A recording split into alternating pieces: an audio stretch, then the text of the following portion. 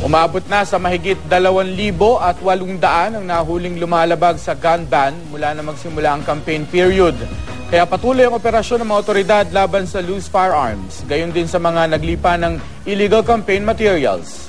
Makibalita tayo kay Sheila Vergara ng GMA Davao. Kalibre 38 baril at 2 bala ang nakuha mula sa isang lalaki sa checkpoint sa Cebu City.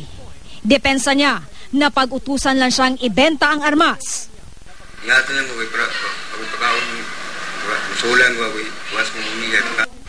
Kasunod nito, nahuli rin sa checkpoint ang lalaking may warrant of arrest sa kasong robbery. Nakuha sa kanya ang kalibre 45 baril na may bala. Kinumpis ka rin ang motorsiklo ng lalaki na pinaniniwala ang nakaw. Itinanggi naman ng naaresto ang mga paratang.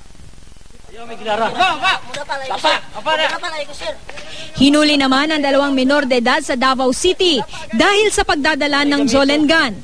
Nagturuan pa ang dalawa ng tanungin kung kanino ang bitbit nilang armas. Talang mga bata, may nakakitaan na niya mong ipunit. Sana siya, pabalumang ko na. Sana siya kanang Jolen gun na siya. Gikuha na ako to siya, sir. Kasi marakpan na ako na. Kasi marakpan ko na siya nga kuhan. Di lagi na guba na.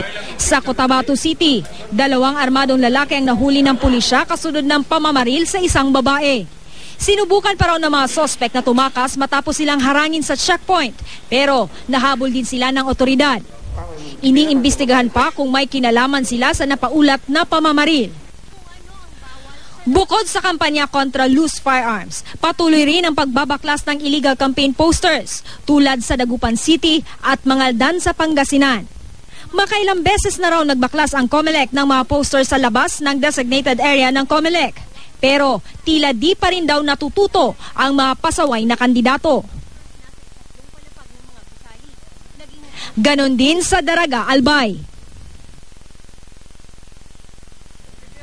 Nag-i-inform ako sa mga candidates na during campaign periods, huwag na sila maglalagay sa mga Sheila Vergara, Nagbabalita, Pilipinas.